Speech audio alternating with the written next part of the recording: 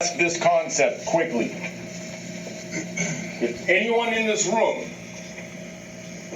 is looking for an instructor, a drill instructor, a sergeant or lieutenant to get you through this academy, get up and get out now. It's not going to happen.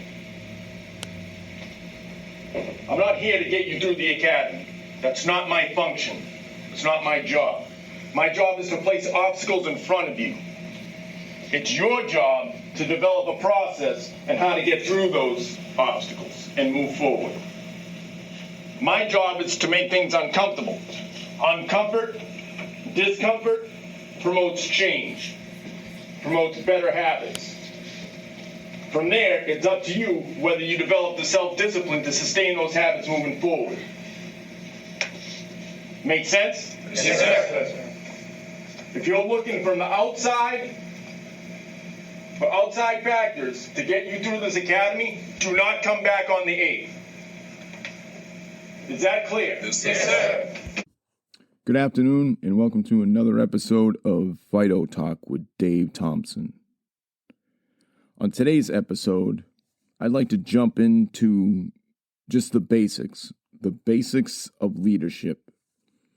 I'd like to talk about the 11 principles, where they come from, and how and why we can apply them, and what makes them so important. With these principles coupled with the three main priorities, you can build yourself a really good foundation when it comes to developing your leadership approach. So let's go ahead and kick this door in and jump right into it. When we talk about the 11 principles of leadership, these are a military-based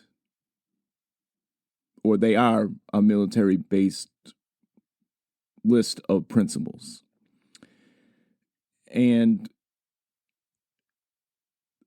the military that we have here in the United States is historically the fiercest, best fighting force in the history of the earth, in the history of this world. There's no formidable or more formidable fighting force than the United States military.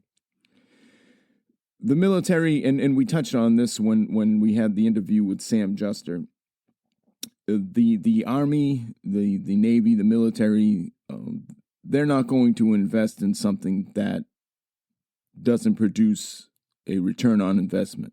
These principles do. They are time-tested. They are proven effective throughout the history of the world, and they're all based on lessons learned throughout history. They are as effective principles as they can ever be. One thing I'd like you to keep in your back pocket when it comes to the principles and any priorities and anything that holds water within your craft, within your leadership approach, whatever you're trying to develop, whether it's personal development, leadership development, fitness, mind, body, spirit, whatever. Principles are just that. They're fucking principles. Without applying them and doing the work, that they're fucking meaningless. They're absolutely meaningless. So that's the big caveat. The principles are the principles. They'll always be the principles. They're proven effective throughout history. And if I was to give anybody 3 things to work on, or 3 things to really research and study when starting out in your leadership journey, your leadership development, the 3 things would be this: the study of humans, human nature. Know human beings, because that's who you're going to be leading. That's who's going to be looking up to you. That's who's going to be in your charge, your subordinates. They're human fucking beings. Know how they work, right? On a fundamental scale. Know them. Learn how they work in all aspects. Okay? The 11 principles of leadership. learn those, right? Learn them, apply them, practice them, experience, fucking fail with them, 100% fail with them. Take those lessons and Charlie Mike, right? Continue mission, learn from them, and do what you have to do. And the third one is the three main priorities, which is the organizational goal at all costs. And that means when I say all cost, I'm talking personalities, shit that doesn't matter, right? You're sweating the small stuff. Stop sweating the small stuff. It's that goal. And personalities, petty conflicts, and anything that's not geared toward that goal should be thrown out. It's whether it's a new trend, a social narrative, anything but that goal. If the goal is to win a championship, it's at all costs, right? It's at all costs. It's team building. It's finding a way to build relationships. It's making sure everyone has their basic human needs. Then it's developing the relationships. And then it's working on full potential of the individuals and then the team. And then the actualization of that championship, right? And then that second priority is the team. The team. Before me, before anything else, it's the team, the human beings. Take care of the team. They will take care of the overall mission. And then you. Take care of yourself. You can't pour from an empty cup. That's those things. No human beings, the 11 principles, and then the three priorities. Those are the three things I would strongly urge anyone when they're starting out in their leadership development. So today, I really like to hit on the 11 principles. The 11 principles of leadership. And again, these are military-based, and if you do some digging in, there is not one effective, and whatever your measure of success may be, I'll use that term loosely, not one successful major corporation that does not employ these principles. They may not have the same title, they may not have the exact same acumen, but they are the same principles at the basic level, across the board. They get to where they are because they have the foresight and the big picture thinking to know that these are the most effective principles ever gathered. Okay? So here we go. The first principle is know yourself and seek self-improvement. Know yourself and seek self-improvement. This is a tough one, right? Because this involves looking yourself in the mirror and doing that no shit self-assessment. This is critiquing yourself. This is breaking yourself down and exposing whatever improvements that you need to improve, right? This involves taking constructive criticism from others, whether it's peers, whether it's your frontline leaders, management, mid-management, the top dogs, or whatever. And it involves maybe taking some of the emotional out of it, the emotions, and taking some of that emotional sting out of it, and really on a emotional less level, breaking it down. Because no matter what, right, there's a truth to it. It might not be your truth, but it might be somebody else's perspective. It is someone else's perspective. And it might be different from your perspective, as it should be, right? And it's not going to be the same. Your truth is never going to be the same as anyone else's truth. It doesn't mean it doesn't hold weight. It doesn't mean there's nothing behind that, right? And those criticisms and those improvements should be taken into consideration when you're looking to know yourself better, know your limitations. You're seeking to self-improvement, right?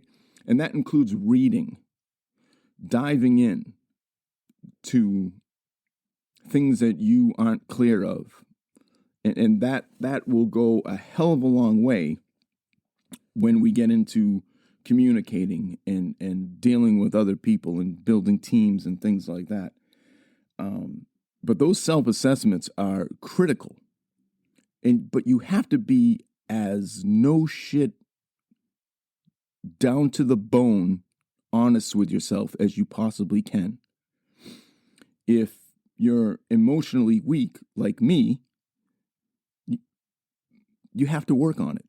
But again, just like we talked about in the principles, if you identify it and just leave it there, if you write it down and say I'm weak at push-ups and just leave it there and don't apply that to work on your fucking push-ups or your emotional weakness, that's just going to stay there. You have to apply them, right? So it's not just as simple as identifying them. It's identifying, mapping out a plan for improvement, and then holding yourself accountable to improve in those areas, right? That's what we're all about. And let's not seek the your way, right away approach. It's going to take time. It's going to take patience. It's going to take a long, sustained effort to improve these things. And it's not going to be an overnight thing, right? That 1% a day, if you can improve 1% a day into something, that's 365% in a fucking year, right? So don't crucify yourself if you don't, identify something and then the next day you're not, Jesus Christ resurrected in that particular area. It's just not, that's not possible. So the self-assessments, the identifying them, and then applying some sort of remediation for yourself, that's where it's at with know yourself and seeking self-improvement. The next one is be technically and tactically proficient. There's times, or there is responsibilities in your leadership role, right? And one of them is you have to supervise tasks. You're going to be doling out responsibilities and tasks and assignments and things like that. If you don't know what the fuck you're doing yourself, if you don't have a baseline knowledge of whatever industry, whatever discipline that you're involved in, holding somebody accountable or ensuring that task is done to whatever standard your organization has that's fucking asinine. You have to put in the work. And this goes back to doing that self-assessment. If you don't know, then you don't know. I guess you got some work to do, right? You have to, and again, know as you move up in leadership in certain organizations, certain agencies and departments, there's a lot of layers, right? These days, with staffing and things like that, there's departments and divisions that are asked to do a lot more with less. And that does put some extra pressure on frontline leaders, mid-management, mid-level leaders to ensure that these tasks and these whatever deadlines and things are accomplished.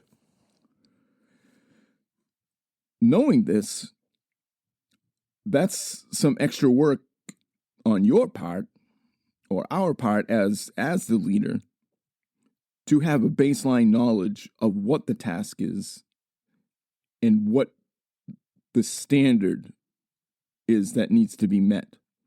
So we can hold, the division as a whole accountable, ourselves accountable, and the people in our charge hold them accountable to completing these tasks.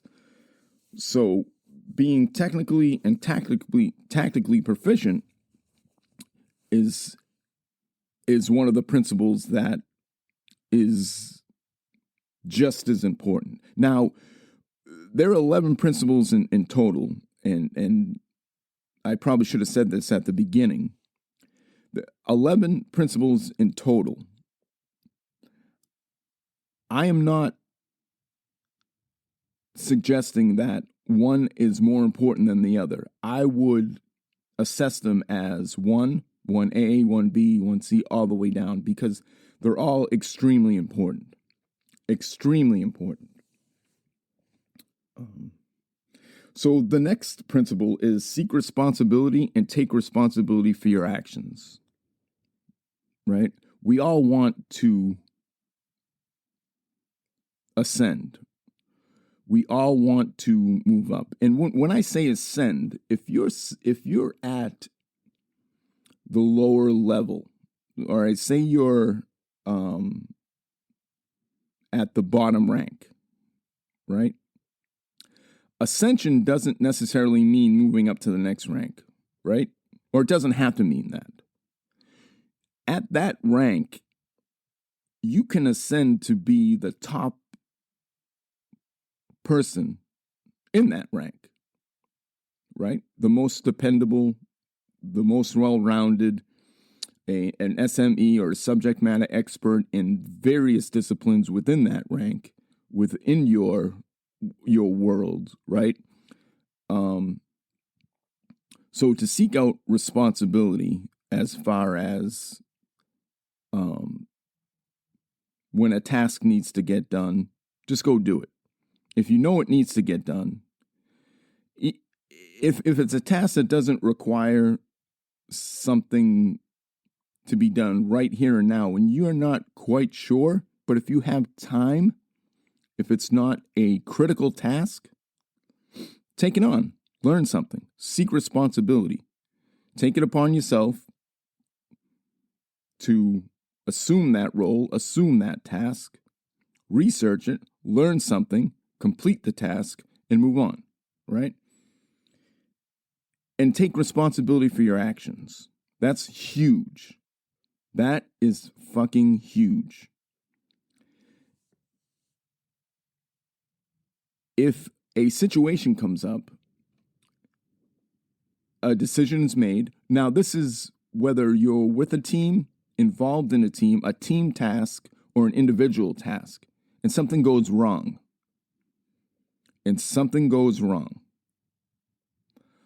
Other than saying this, other than the approach of, that's on me, that's my fault, and taking full responsibility for your actions, that is as effective as you can get for taking responsibility for your actions. However, a lot of the time, most of the time, there is an and, if, and but thrown on that, right? Thrown on the end.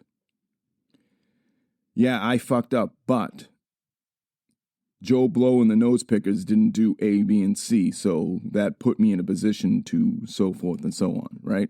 We can and, if, and but it to death. When I hear something like that, as soon as somebody puts an and, if, or but on the end of a statement, you immediately start taking away from that statement. It's no longer complete. Right? It no longer stands on its own. We're excuse building at that point. Right? No, take responsibility for your actions. And if you're part of a team, and for whatever task, situation, whatever doesn't go well, you shoulder a portion of responsibility at one level or another. Own that shit. Own it. You own it. It didn't go well. Take the approach of you're going to learn from it, right? No one's going to take your fucking birthday away. It's not that deep. It's not that serious. You own it. It was a fuck up. Turn it into a lesson and move the fuck on. Take full responsibility. The second you start looking outside yourself, that's when the finger pointing, the excuse making, that's when you're taking that lesson away from yourself. You're taking a huge, huge lesson, or you're taking away some critical points, some critical skill building points away from yourself. I implore you not to do that. The next principle is set the examples. Right? Set the example. Be who you pretend to be. Right? If you have standards within your organization, crush them. You don't set an example isn't standing in front of someone and reciting your fucking resume and telling them what you do. I do A, B, C, D, and E.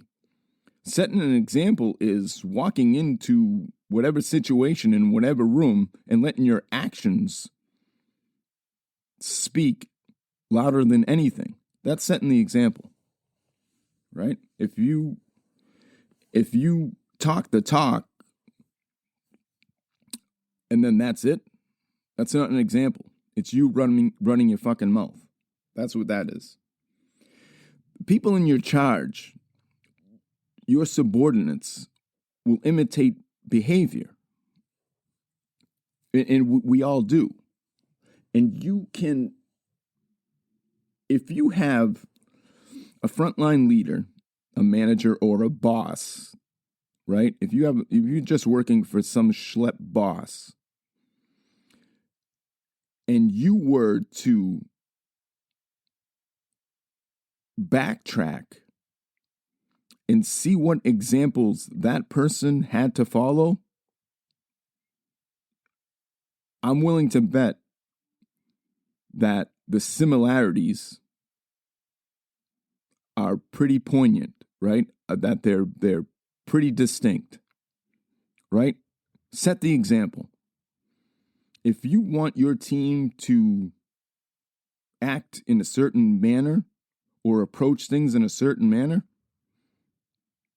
approach them yourself in that way. We don't need to have 1,000 fucking meetings, right? And hammer shit home.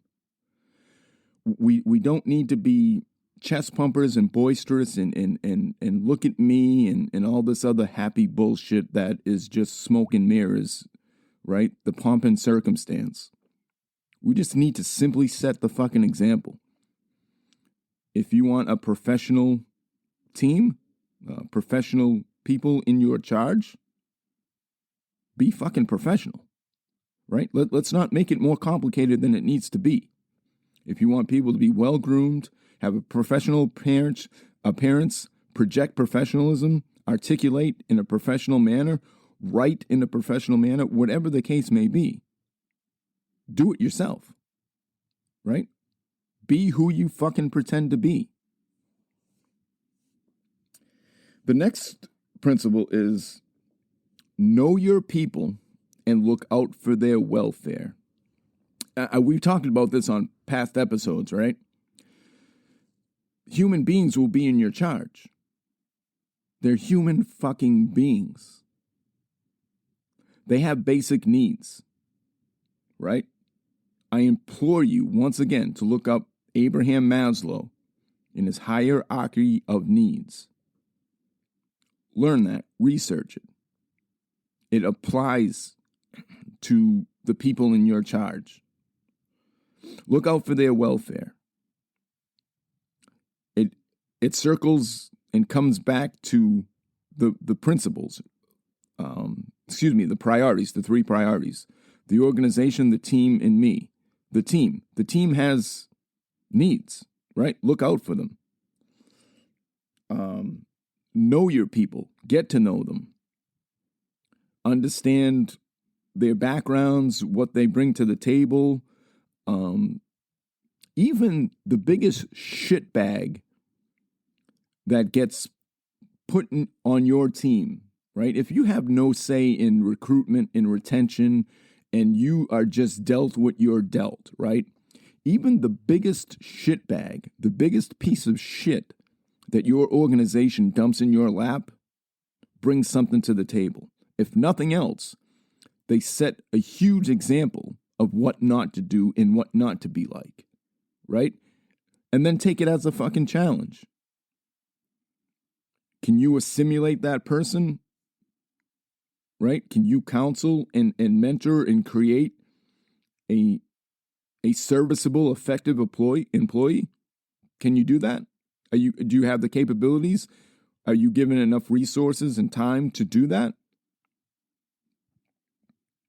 I don't know. That's a question I think I'll leave right there. But know your people. People are your greatest fucking asset. Your greatest asset. That whole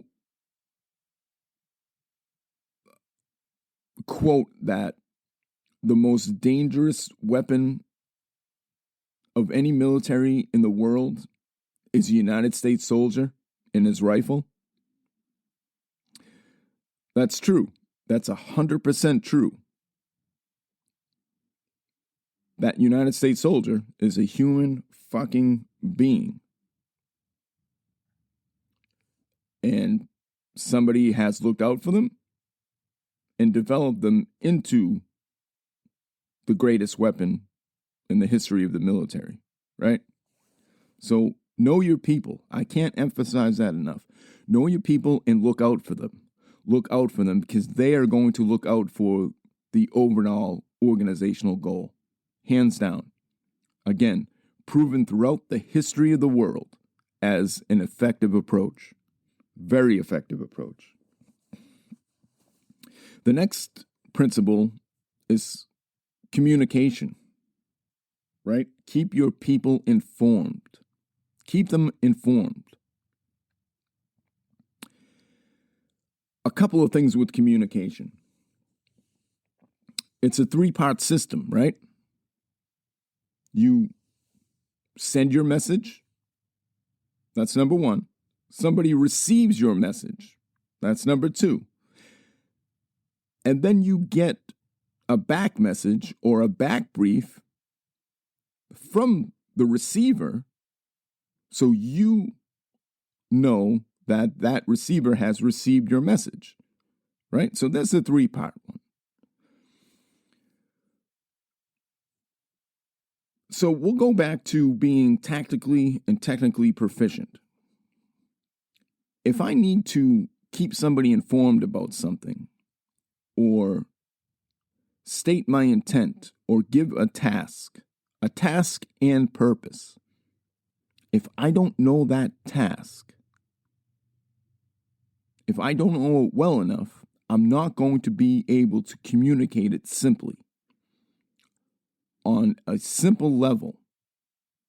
And this isn't, to dumb things down or think that my people in my charge or subordinates are dumb by any stretch. No, it's keep it simple, communicate it simply, get the back brief that it's understood, and then step back and let them accomplish whatever task needs to be taken care of, right? They have the task, then you have got to communicate the purpose, why they're doing it, the what they're doing, and the why they're doing it. If they have those two, step back. let them use their creative and reflexive thinking and come up with a solution to that task. And if it involves timelines and time hacks and certain standards, then supervise that shit. Supervise it and hold people accountable, right? In a professional, tactful way. But you have to communicate it. And the only way to communicate it simply and effectively is if you know it, if you know it well, right? A lot of these principles tie into each other. You have to know what you're communicating, and you have to know it well. And then communicate it simply and get a back brief so you know that it has been communicated and understood. And that brings us right into the next principle. Ensure that the task is understood, supervised, and accomplished. Right? So we give out the task, the purpose, we step back. But our job isn't done there, right? We still have to make sure that the task is completed.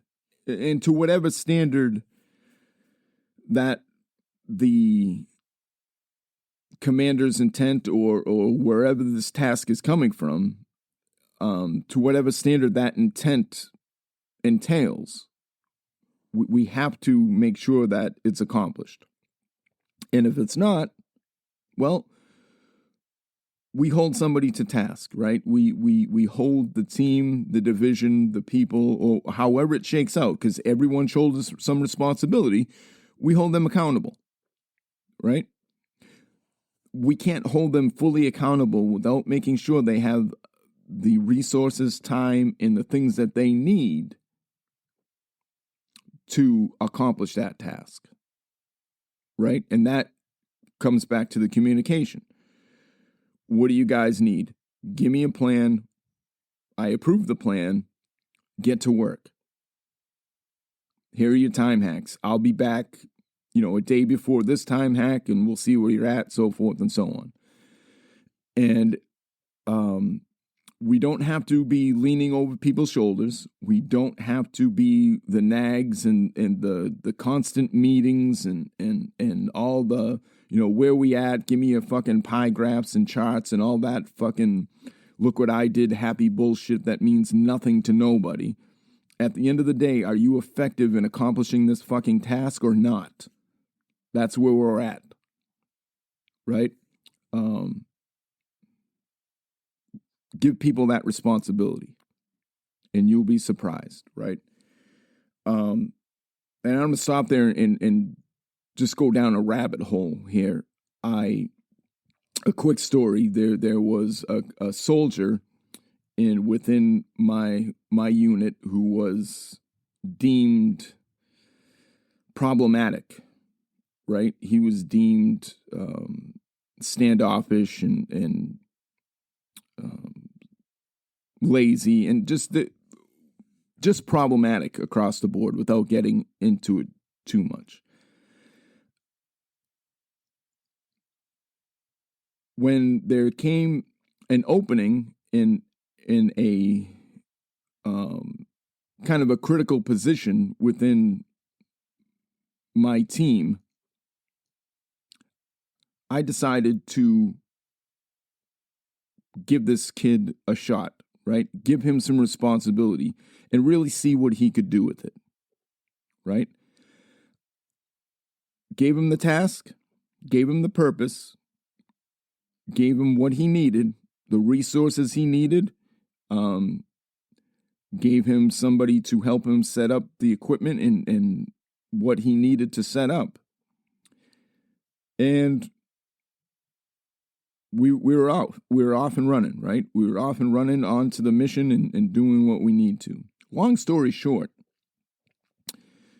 in garrison, given menial tasks and things like that, maybe this particular person was subpar, right? Maybe he was substandard. But when the rubber hit the road, when it was really time to get down, when the stakes were high, this kid, by far, and I apologize for calling him a kid, he's a grown fucking man. This man shined.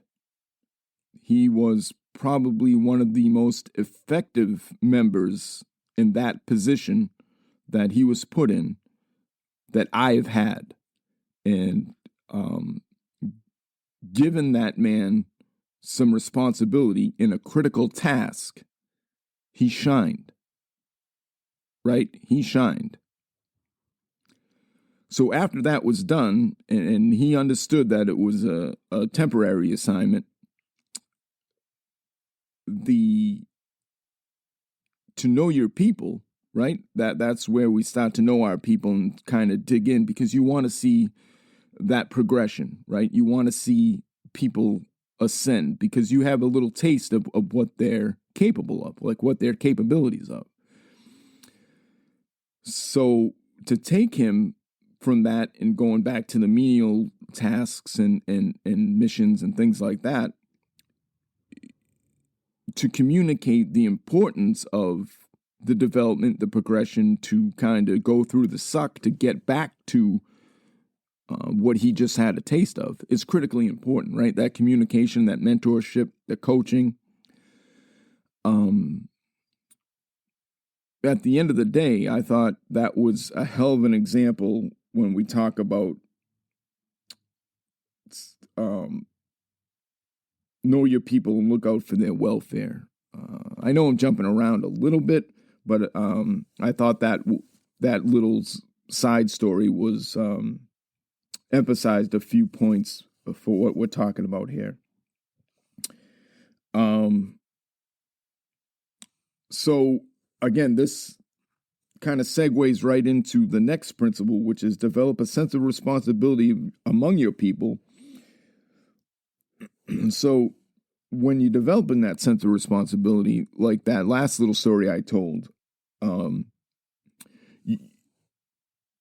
you can practice delegation, right? Especially if you are coming from a frontline leadership where you have a couple of people in your charge. You maybe a team leader position, maybe something where you have a handful of people in your charge, and it's a direct leadership, right? Then you kind of move up into where you might have double that, maybe a dozen people or so, and 15 or whatever.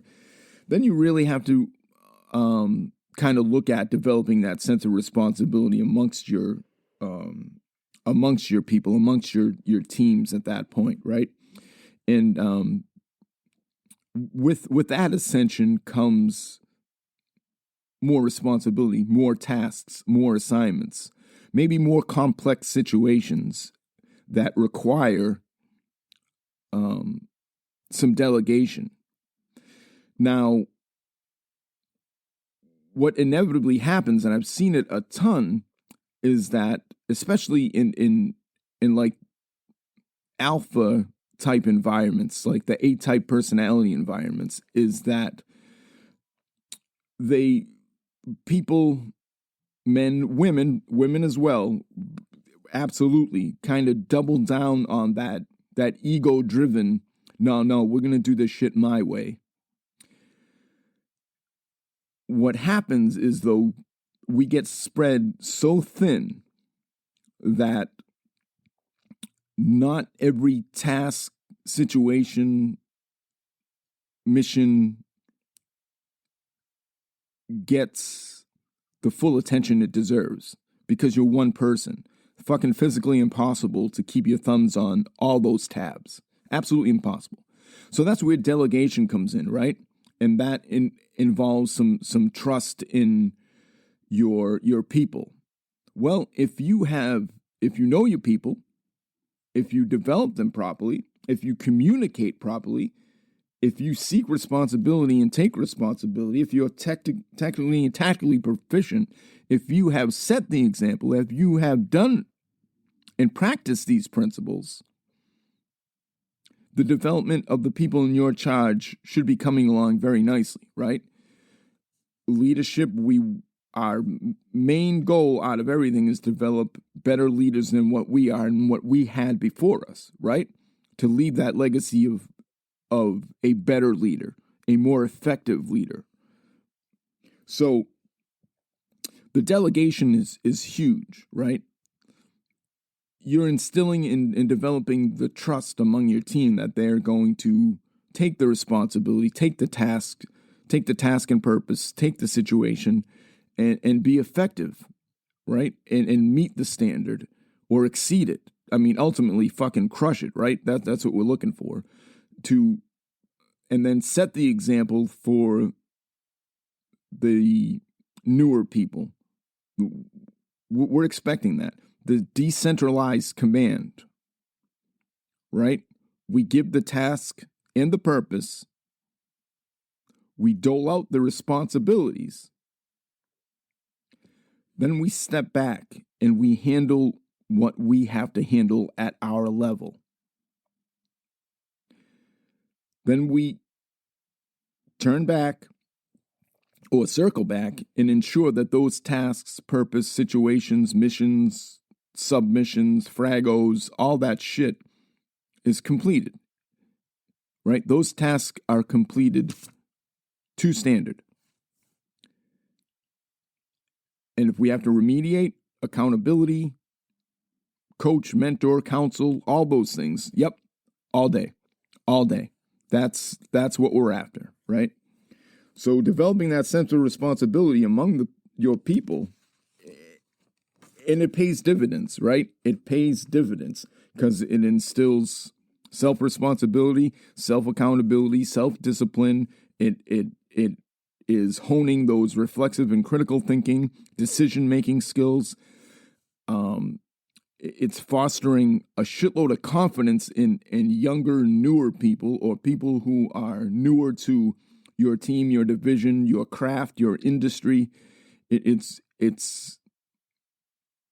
absolutely 100% working towards the overall organizational goal, right? At all costs. That's the number one priority. So we're really, those day-to-day, those little things are accumulatively making our way towards hitting the overall organizational goal, right? We're looking to crush that overall mission statement. And these things, these principles, little by little, are accumulatively making that happen. The next principle is train your people as a team, right? That means as much as we need individuals to accomplish individual tasks and things like that, we also need to understand the importance of cross-training, of people helping each other and training each other. Because in whatever industry you're in, if one person goes down, and I can speak for like the military and a little bit of law enforcement or military and law enforcement, if somebody goes down during an incident, there needs to be somebody to step up into that role. If people aren't cross-trained, if they're not trained as a team and one person has a very good grasp of what the person next to him, on either him or her, on the right or the left, is doing and what needs to be done, there's a huge fucking gap. And that's not getting filled if nobody knows what Joey's doing. It seems simplistic, right? It seems like a very simplistic approach. We tend to, these days, though, have a very self-centered kind of one-way approach to things. Well, I took care of my AO. I took care of my areas of responsibility. I took care of my shit. If fucking Billy or Joey haven't done his, well, that's on them. I don't know what the fuck he's doing, right? I have no idea. Well, that's a problem. Because if the shit hits the fan, or the deadline is coming up, and Billy, Joey, or whoever else, Susie doesn't have their shit together, and the team is on the line, right? Like it's a team effort. Somebody's got to step up. Somebody's got to step up into that role. Somebody's got to fill that gap, that void, right? And if it's one of those things where I know I'm not going to be able to take care of my particular area of responsibility, maybe I can grab one of the guys and say, hey, this is a shortcoming. This is a gap. Can you help me figure it out? I'll show you what needs to get done.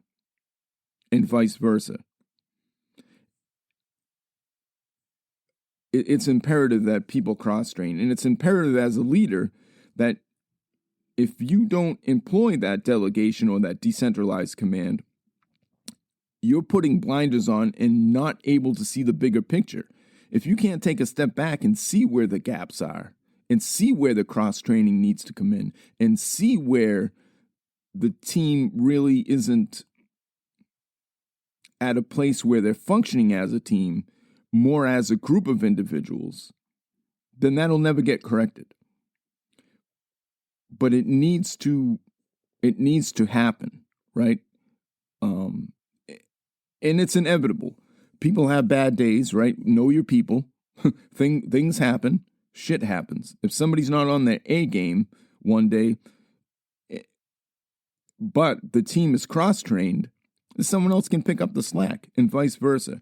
And usually those tasks and the workload, it usually comes out in the wash. It really isn't as bad as people make it out to be, right?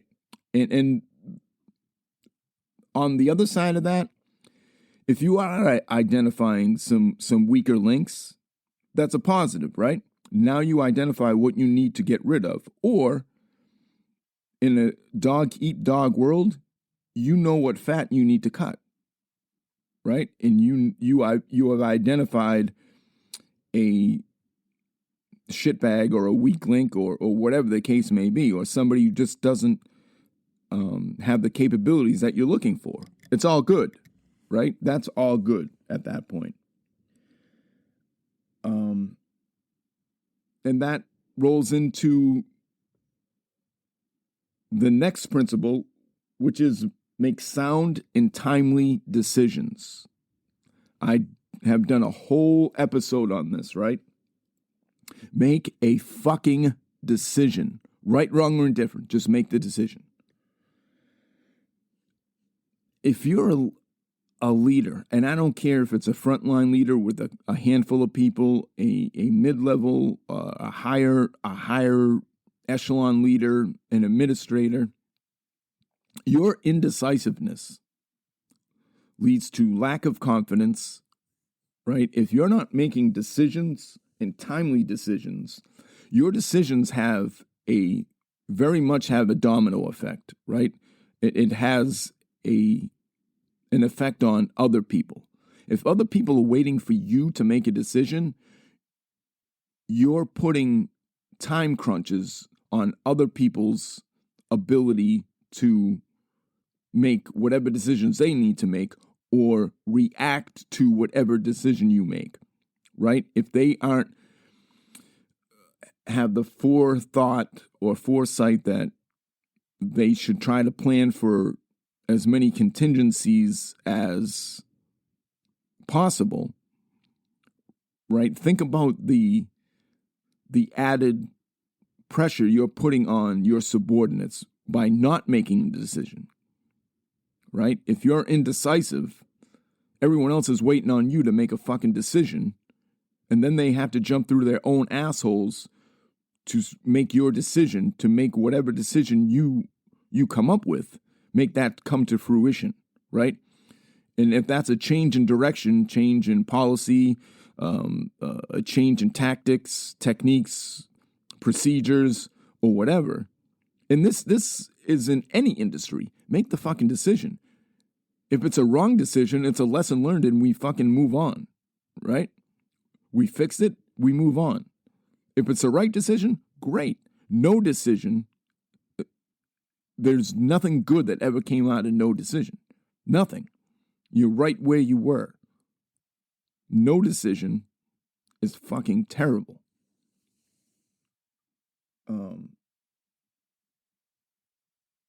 So to be mindful of people and to take care of your people, make decisions. Make decisions. And if it's not a critical decision that needs to be made right away, lean on your people. Right? If you're at the top echelon administration or whatever, you have a shitload of people within your charge. These people, the boots on the ground, they have the most input as far as the day-to-day, the real-time perspective than you could ever have. There's that natural disconnect as you ascend up the ladder of management, supervision, leadership, right? Across the board. There is distinct disconnect. Your day-to-day duties and obligations disconnect you from the day-to-day operations of whatever fucking industry you're in. It doesn't matter. The boots on the ground have the real-time information, the real-time perspective. They have a wealth of fucking perspective, experience, and knowledge. If you're not tapping into that, if you have time to make decisions, if you're not tapping into that resources, you're a fucking fool. I'm sorry. I'm sorry to put it that way, but you're a fucking fool. You're doing your overall mission statement and organizational goal zero favors by not doing that. Zero favors. And the last principle here is employ your work unit in accordance with its capabilities. So, this principle comes into play, especially in my workplace. And I'm going to take a second here to emphasize this. I can't be more clear when I say this. Not everybody is the fucking same. It's just not possible. If you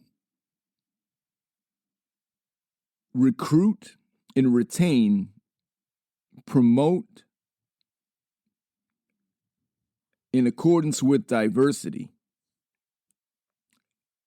and then have the approach of everyone's the same in the day-to-day operations. Like everyone can do anything. Everyone can do whatever task. You're talking against yourself, right?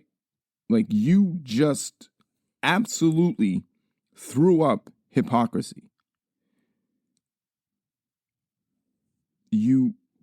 People are not the same. People do not have the physical abilities, the capabilities, the experience, the skill sets across the board. Then why do we have fucking aptitude tests, right? People have stronger suits and are more suited for different things across the board. That's just the way it is. That's just fucking human beings, right? That's the way it is. It doesn't mean by any stretch that somebody's not smart enough or capable enough to learn or to develop into into being able to do some of these tasks one way or the other, right? But there is selection processes for a fucking reason. And they've been incredibly effective. If everybody's the same and could do everything, everyone would be a fucking Devru Navy SEAL. Everyone would be a fucking Delta operator. Everyone who went in the military would be a fucking, a top tier guy. Everyone who wanted to be a pilot would be a fucking NASA astronaut. That is one of the most absurd fucking things I've ever heard. If you know your people, employ them in accordance with their capabilities. Now, if